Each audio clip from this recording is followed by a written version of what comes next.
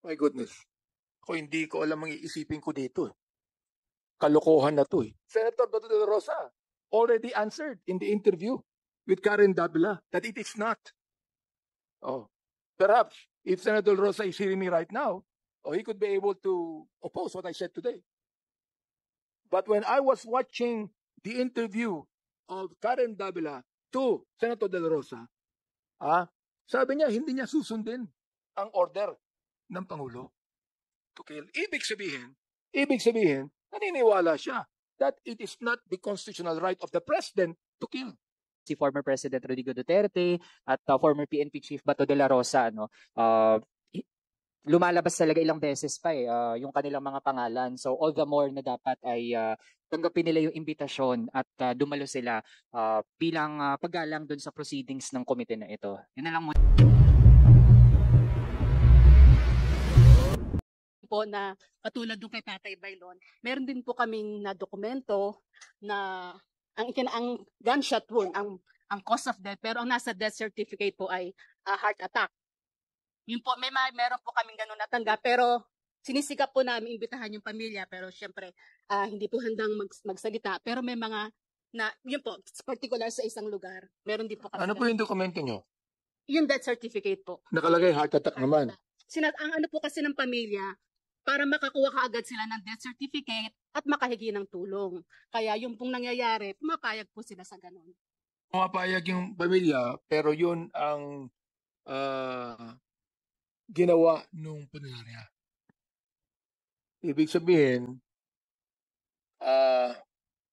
my goodness, ako hindi ko alam ang iisipin ko dito. Kalokohan na to eh. Philippine National Police, something must be done about this. Something must be done about this. Tama ho ba ako? Attorney, siguro kinakailangan malaman natin kung sino may-ari na punarya. Yes po, Mr. Chair, alamin po namin. Pati din sa kasong dinapit niya, no? We are going to invite the owner to punarya. Gusto ko lang malaman kung sino may-ari. Mr. Chair, liban dun sa heart attack, ano pa yung ibang mga examples ng mga maling cause of death na nakalagay sa death certificate? Purpose sa aming mga na-document, yun yung meron pong kaming nakausap na katulad dun kay Tatay Bailon. Okay. Sige, Mr. Chair, for my last few questions, I'd like to address this to former Senator Laila De Lima. Kasi naalala ko nung one of our first few hearings based on sa data ng Philippine Communications Office ay mabot nga sa 20,000 ang figure ng deaths related to the drug war from July 2016 hanggang November 2017. Tapos nakasort yun, yung directly attributable sa police, tapos yung mga other deaths, halimbawa yung mga vigilante killings. Tapos naging bahagi po ng statement ni former senator na maging dun sa mga other killings, kasamang vigilante killings, ay meron din na makakonect pa rin pabalik sa police. So, based sa ano din yung mga naging investigations before or available data, meron po ba tayong masasite na mga cases na nag-link ka talaga dun sa ilang mga vigilante killings sa police?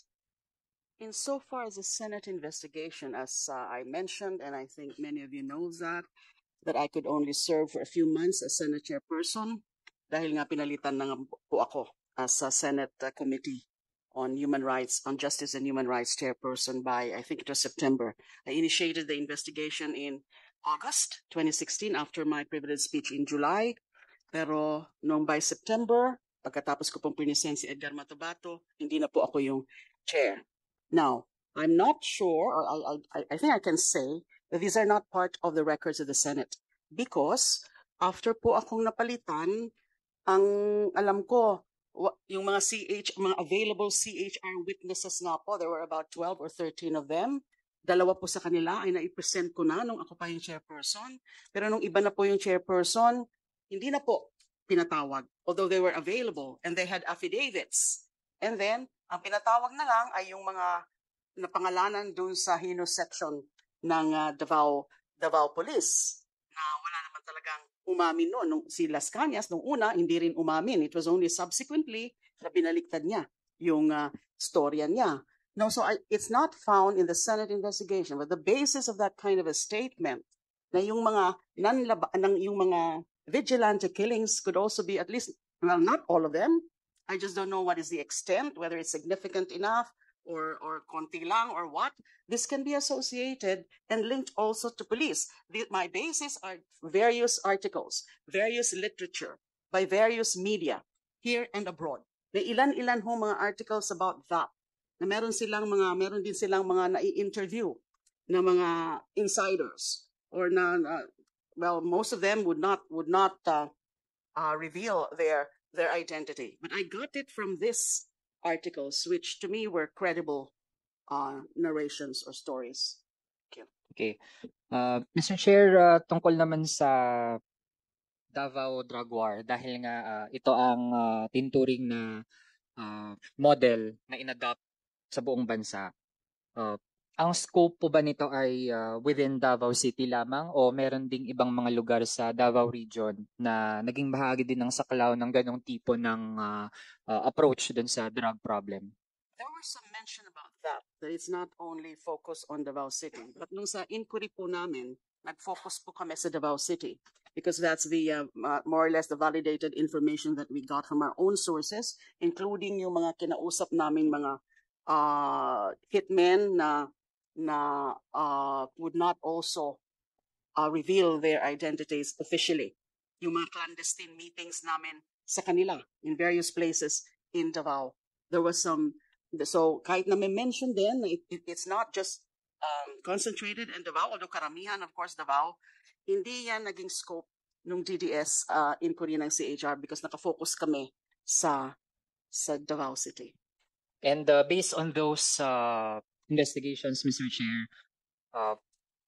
can we trace kailan ba talaga nagsimula ang ganong bloody approach dun sa drug problem? Kaya pa ba nating mabalikan parang kailan ba talaga nagpatupad ng ganon sa Davao? Para ma-historicize po natin na bago ito naging national problem, nagsimula yan sa isang lugar, tas kailan ba talaga yan ginawa? It's part of my notes. It's part of my notes because the killings, the DDS killings, actually, the killings from 1998 or 1999 up to 2000, yung in-investigate namin up to 2008. Okay. And Mr. Chair, dahil as mentioned pala, decades na bago pa pala ito ginawang nationwide approach, matagal na bago ito sinampol sa Davao. So, meron po bang mga big fish, as we can say, na napanagot din, na nakulong gamit ang ganong tipo ng drug war? Yung resolution po ng CHR, nung wala na po ako, I left 2010, but the CHR resolution was issued in 2012. Isa po sa mga recommendations doon, because CHR has only recommendatory powers in so far as filing of cases, is to further investigate and, if warranted, prosecute the Mayor Duterte and some officials. So this was the recommendation to the Office of the Ombudsman. Now, the Office of the Ombudsman was able to file cases against certain police officers, but they did not include Mr. Duterte. I can surmise based on two grounds that it was he still had presidential immunity. And number two, I think they tried to verify from the local CHR then, and the local CHR said na chismis lang daw yung DDS.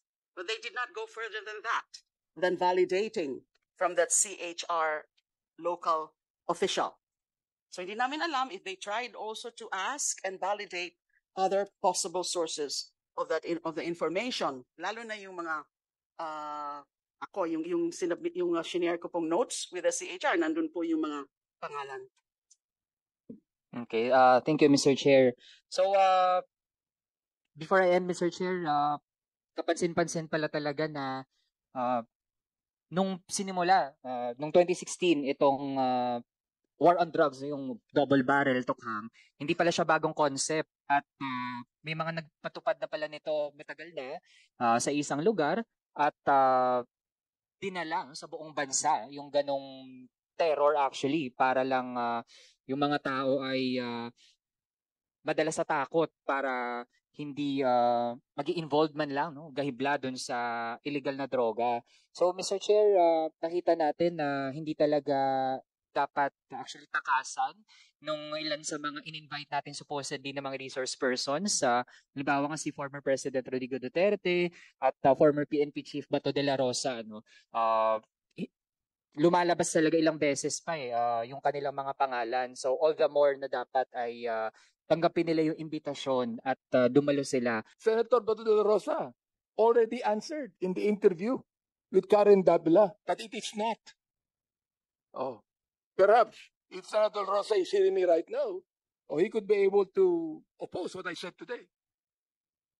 But when I was watching the interview of Karen Davila to Senator De La Rosa, sabi niya hindi niya susundin ang order ng Pangulo to kill. Ibig sabihin, naniniwala siya that it is not the constitutional right of the President to kill. Because we believe in due process of law. Tama mo ba ako? Mga generals po natin, please don't nod your head. Answer me yes or no. Yes, Your Honor. You're right, Your Honor. Thank you for admitting that. Okay. I'd like to recognize Congresswoman Janet Garin, our Deputy Majority Leader. So, to our former Senator De Lima, may I please ask a question to you as a former Justice Secretary? Can you please enlighten us why there are so few cases filed and prosecuted against perpetrators of the EJK? Does this mean that there are only few cases of EJK in this country during the Duterte administration? Not at all. There were a lot of EJKs. The figures of the DOJ, the ones I cited earlier, and perhaps the representatives from DOJ can confirm that or deny that, as the case may be, ay malinaw maraming EJKs. Malinaw maraming summary executions. Now, report ho dati, I think in one of the hearings, I read it sa news na by the now Solgen Menardo Guevara, they actually just prioritized 52 cases. And then as it turns out, yung 52 cases nga, meron din mga na-dismiss pa. So there could be various reasons. What I know is that there's this existing mechanism, the AO35 teams. It's still existing. I was actually the one who came up with that idea of coming up with that interagency committee to address extralegal killings. Although nung panahon ko po, ang focus namin ay yung mga killings ng mga activists. Kasi konti lang naman yung mga drug war killings noon, halos wala hong ganon. The magnitude was not of the same, not the same as nung pumasok na nga po si Mr. Duterte na biglang lumobo yung mga drug war killings. I wasn't there already with the DOJ when the drug war killings happened because it started in 2016. I was already with the Senate. So there are various reasons, I think. I think they already cited the lack of cooperation of witnesses, although that's not an excuse because it's not for the witnesses na sila mismo ang maghahanap ng ebidensya. And we should understand them. Na syempre takot sila, lalo na at that time. And there are ways, what I'm saying is that there are ways for investigators to access possible witnesses. There are ways to get their trust. And not just say, wala kasi, hindi kasi nagko-cooperate yung pamilya, hindi nagko-cooperate yung mga biktima. That's not an excuse. Now, with 52 priority cases, that's inexcusable. So let's hear from DOJ. What exactly? Kasi may mechanism na nga, yung Interagency Council, which is headed by DOJ. But I maintain there were a lot of EJKs. And I can even say that even yung sinasabing 20,000 plus as part of that accomplishment report from 2016 to November of 2017, that can even be a underreported, and especially that nasan yung data from 2018 up to the end of 2022. It can be said that it was in 2016 and 2017 na talagang marami. That's the height, kasagsagan ng mga killings na yan kasi nga madalas naririnig yung mga pronouncements ni Mr. Duterte. And perhaps by 2018 and after 2022, hindi na ganun karami. But then 20,000 plus is just, I think, the minimum. And then how come there is such a measly number of cases na prioritize and then ganun pa yung naging resulta hanggang ngayon ay 3 lang na convictions involving 5 victims. So 0.08%. So what about 98.2%? What happens to them? Meron pa ba talagang mga nag-iimbestiga? That is what worries me. Pagkatapos ng 52 priority cases na yon, na hindi naman naging successful yung iba, then how are they now investigating the rest of the killings? Is there really an investigation into those other killings? Can we still determine the EJ case actually? Can we still make a determination of that? Figures? The victims, for example. Can we still determine how many or who are they? Or We can still determine, but I just don't know kung magiging kompleto po yun. Because, you know, after several years that have passed, mas maganda po sana kung mas maaga yung pag-iimbestiga para mas madali yung pagkuha ng mga statistics, pagkuha ng mga pwedeng testimonya ng mga probable witnesses. Because for as long as tumatagal, lalong dadami siguro yung mga so-called cold cases. So there are so many cold cases. Kasi walang foundation in the investigation. Sa SOCO reports pa lang, may mga diferensya. And then, yung mga narinig ho natin kanina, na minamanipulate pa yung mga reports na yan. And then there's no immediate, really, on the spot, on site investigation. So the more we prolong this, it's the lesser chances of really achieving substantial level of justice for the victim.